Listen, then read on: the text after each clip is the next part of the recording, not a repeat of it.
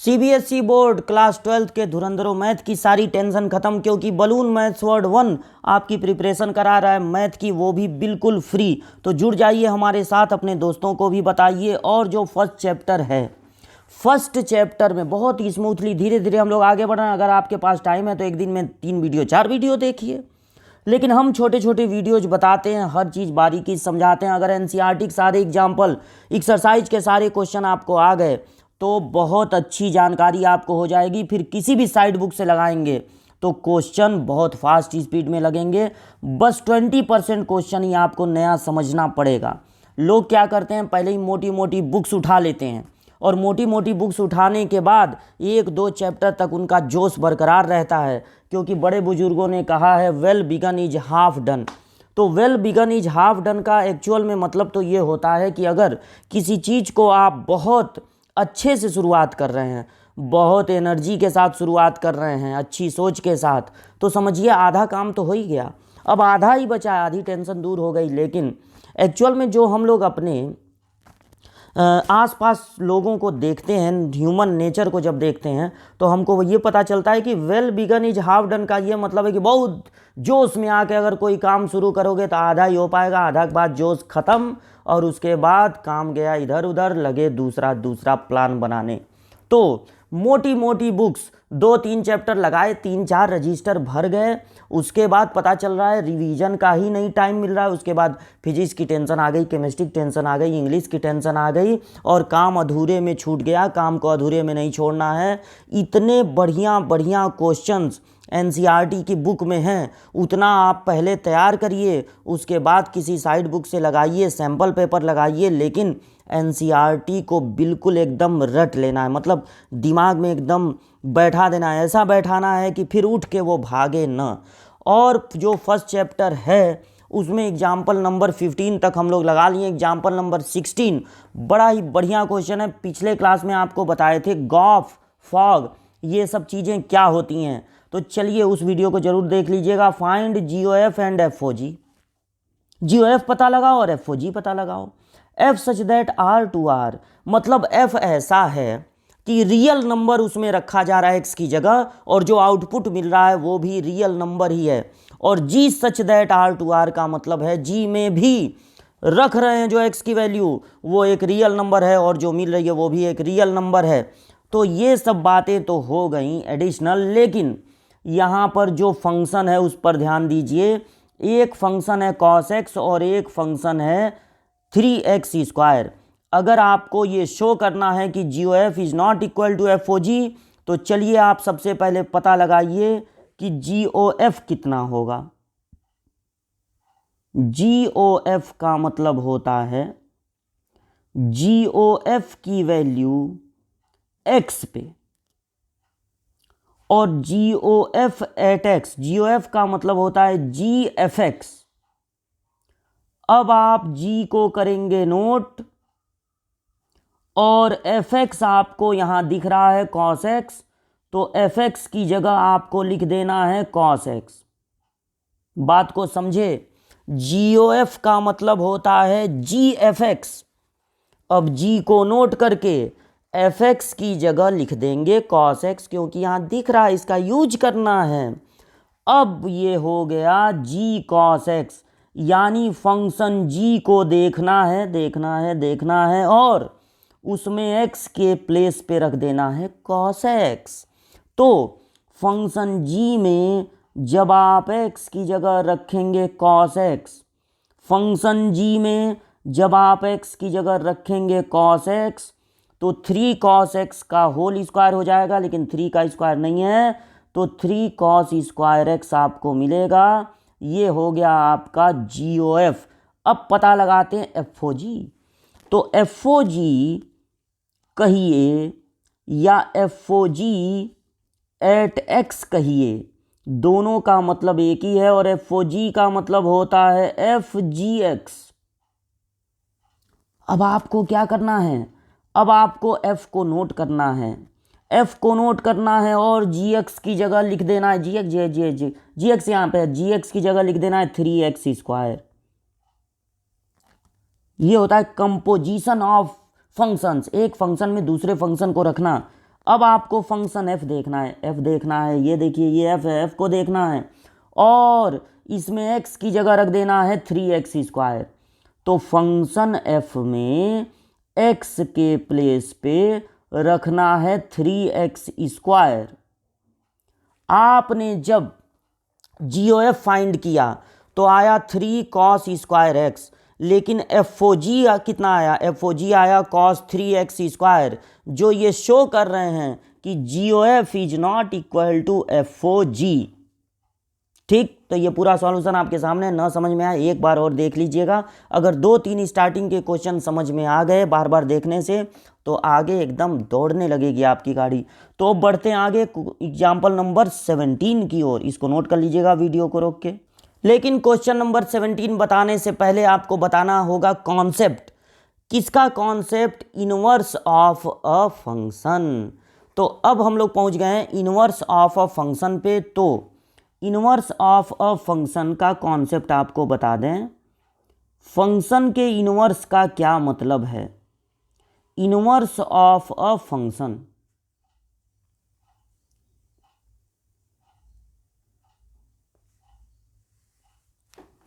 देखिए अगर मेरे पास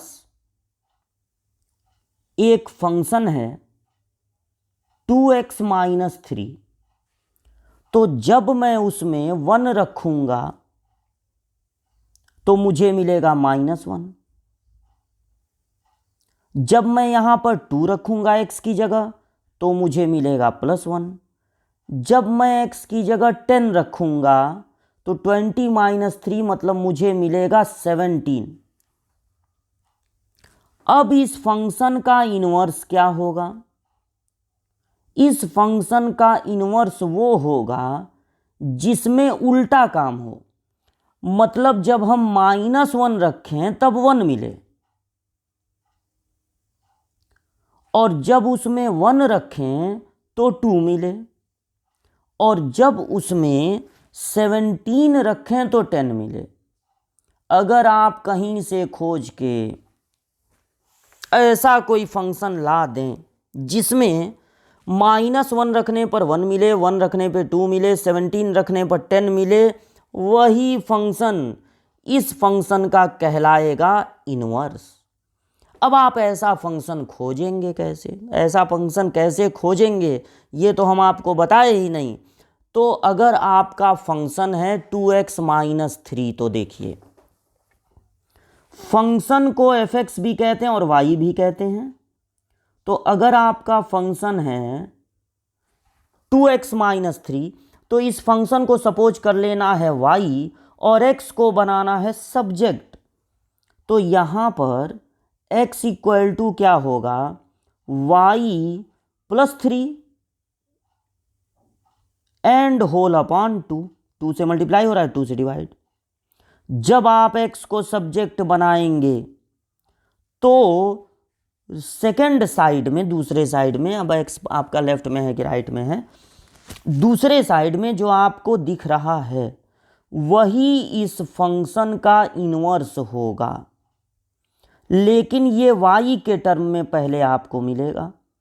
तो ये f इनवर्स x नहीं, f इनवर्स y होगा, यानी y + 3/2। अगर आप पता लगाना चाहते हैं f इनवर्स x, तो अब आपको इस y के प्लेस पे x लिखना होगा। तो यही हो जाएगा इस फंक्शन का इनवर्स, इस दिए गए फंक्शन का इनवर्स। अब आप देखिए अगर आप यहाँ पर रखते हैं -1 तो आपको 1 मिलेगा। अगर आप 1 रखते हैं तो ऊपर हो जाएगा 4, 4 का हाफ 2। अगर आप 17 रखते हैं तो 17 और 3 हो जाएगा 20, 20 का हाफ हो जाएगा 10। यानी कि ये जो फंक्शन दिया हुआ है, ये जो फंक्शन है उसका ये इनवर्स है। तो आपने देखा कि इनवर्स कैसे फाइंड किया जाता है। फिर से सुनिए, सबसे पहले फंक्शन को y सपोज कर लेना है और x को सब्जेक्ट बना लेना है। x को जब सब्जेक्ट बनाएंगे तो y के टर्म में जो एक्सप्रेशन आपको मिलेगा वही उस फंक्शन का इनवर्स होगा, f इनवर्स y। लेकिन अगर आपको एफ इनवर्स एक्स चाहिए तो आप y को चेंज कर देंगे x में, तो यही इस फंक्शन का हो जाएगा इनवर्स। फंक्शन को सपोज करना है y, x को बनाना है सब्जेक्ट, जो मिलेगा वो एफ इनवर्स y होगा, फिर एफ इनवर्स x के लिए y को चेंज कर देना है x में। अब ये बात है कि क्या सारे फंक्शन का इनवर्स हो सकता है, या कुछ फंक्शन का इनवर्स होता है और कुछ फंक्शन का इनवर्स नहीं होता है। तो सुनिए बात को, अगर आपका फंक्शन मैनी वन है,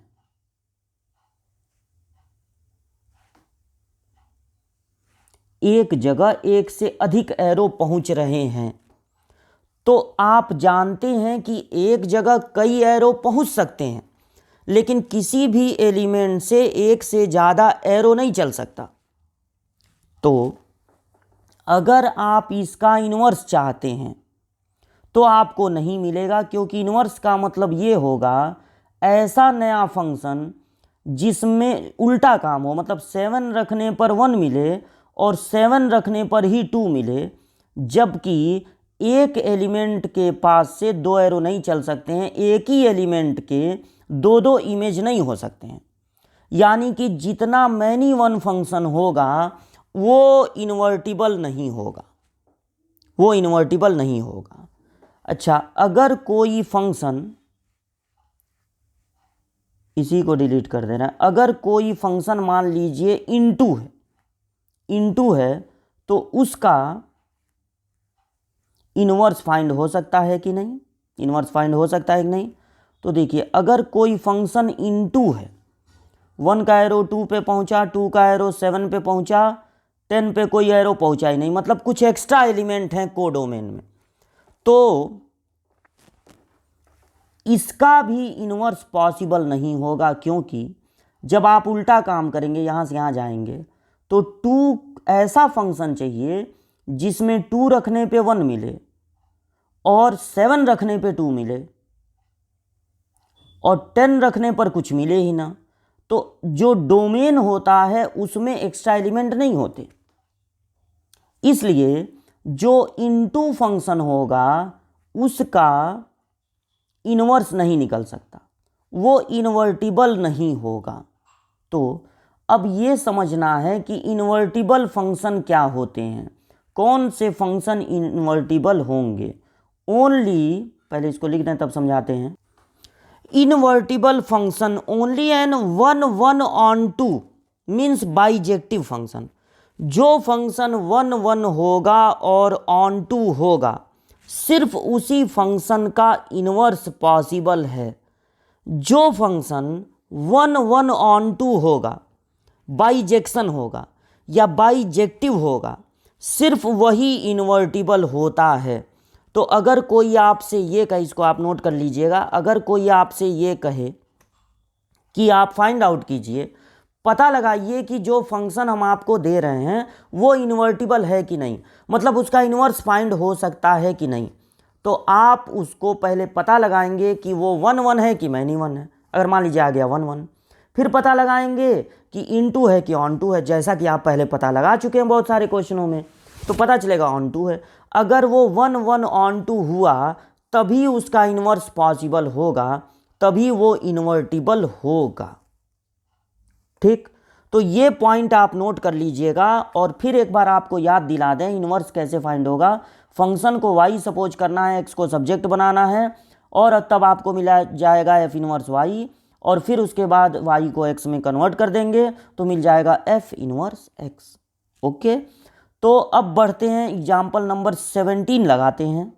एग्जाम्पल नंबर 17 ये रहा आपके सामने। फंक्शन है y n to y, n का मतलब हो गया नेचुरल नंबर, और y की तरफ जा रहा है, तो y का मतलब यहाँ पर दिया हुआ है y भी नेचुरल नंबर है, y belongs to natural number such that y equal to 4x plus 3 for some x equal to natural, so that f is invertible, find the inverse. तो आपको शो करना है कि ये जो fx है वो इन्वर्टिबल है, सीधे सीधे मतलब आपको ये पता लगाना है कि ये 1 1 on 2 है। अगर आपसे कहा जा रहा है इन्वर्टिबल, जो काम आप पहले कर चुके हैं बिल्कुल वही काम करना है, तो आप क्या करते थे, ये पता लगाने के लिए कि फंक्शन 1 1 है कि मैनी 1 है, आप फंक्शन की वैल्यू एक बार x1 पे फाइंड करते थे और एक बार x2 पे।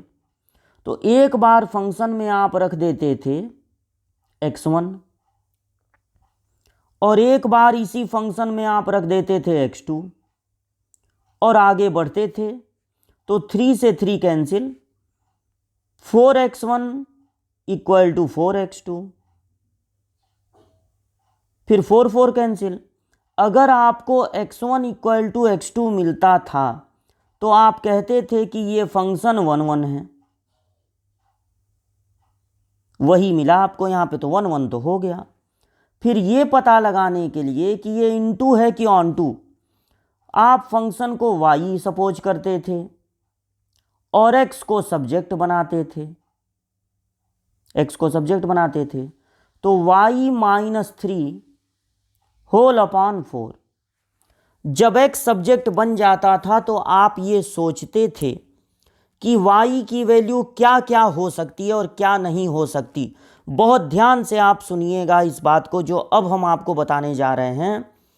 आपको ये लगेगा कि y की वैल्यू कुछ हो सकती है, कुछ नहीं हो सकती, और सही भी आपको लगेगा क्योंकि x क्या है, x एक नेचुरल नंबर है।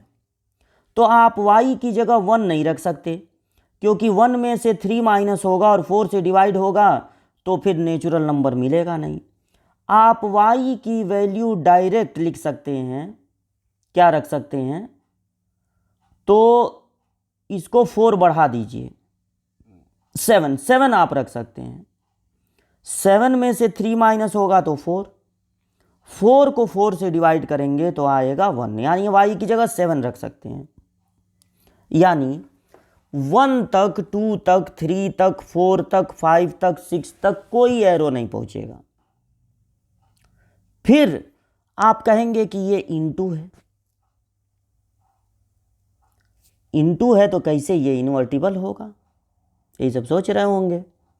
सुनिए, नेचुरल नंबर से नेचुरल नंबर नहीं है, नेचुरल नंबर से y है, और y केवल वो नेचुरल नंबर है जो इसको सेटिस्फाई करेगा। मतलब कहने का ये है, बहुत ज़्यादा इस पर ध्यान वो डिस्कस करने की जरूरत नहीं है। मतलब ये है कि मैं रख रहा हूँ नेचुरल नंबर और दूसरे वाले में मैं कुछ लिखा नहीं हूँ अभी, जो ये रखने पर जब मैं x की जगह नेचुरल नंबर रखूँगा, जैसे 1 रखूँगा तो मुझको 7 मिलेगा, तब मैं वहाँ पर 7 लिख दूँगा और एरो पहुँचा दूँगा। जब मैं 2 रखूँगा तो 2 4 जाए 8 और 3 11, अब 11 लिखूँगा वहाँ तक। इस y का यही मतलब है कि पहले से कुछ रिटर्न लिख के नहीं रखा हुआ है, आपको जो मिल रहा है वही। तो ये बताइए, जो आपको मिल रहा है बस वही जब आप दूसरे वाले में लिख रहे हैं तो कोई ऐसा एलिमेंट होगा, एक्स्ट्रा एलिमेंट, जिस तक एरो ना पहुँचे। जब आप वही बस लिख रहे हैं जहाँ तक एरो पहुँचने वाला है तो भाई हर जगह एरो पहुँचेगा ही। तो इस तरह से ये सिंस इतना काम कर दिए। अच्छा है, चलिए, since function is n2y therefore it is on to, therefore it is on to। वो कौन सा पिक्चर है, वेलकम बैक या कौन सा, उसमें नसीरुद्दीन शाह होता है अंधा, तो सब कहते हैं कि इतना अगर अंधा है तो हर एरो जहाँ भी वो मारा रहता है एरो वो सही पोजीशन में कैसे लगा, अंधा आदमी सही पोजीशन में एरो कैसे। तो होता ये है, बाद में ये पता चलता है कि एरो वो पहले मारता है और बाद में उसी पर जाके वो सब जिस पे निशान लगाना है लटका देते हैं। तो यही काम यहाँ पर हो रहा है, पहले से लिख के चीज़ें नहीं रखी हुई हैं, पहले ही निशाना लगा दिया जा रहा है और बाद में उस पोस्टर को वहाँ ले जाके चिपका दिया जा रहा है। तो कुछ इसी तरह से ये है कि नेचुरल नंबर से y की ओर है, यानी जो आपको मिलेगा वही आप लिखेंगे, तो फालतू एलिमेंट रहेगा कहाँ से, एक्स्ट्रा एलिमेंट रहेगा कहाँ से, नहीं रहेगा। तो ये फंक्शन हो गया इनटू।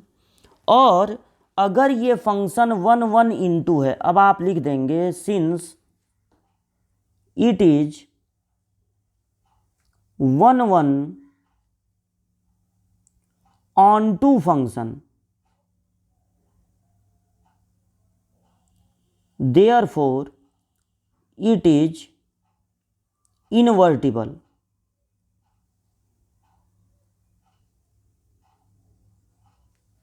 ये इनवर्टिबल है, तो ये तो हम लोगों ने प्रूव कर दिया कि ये इनवर्टिबल है।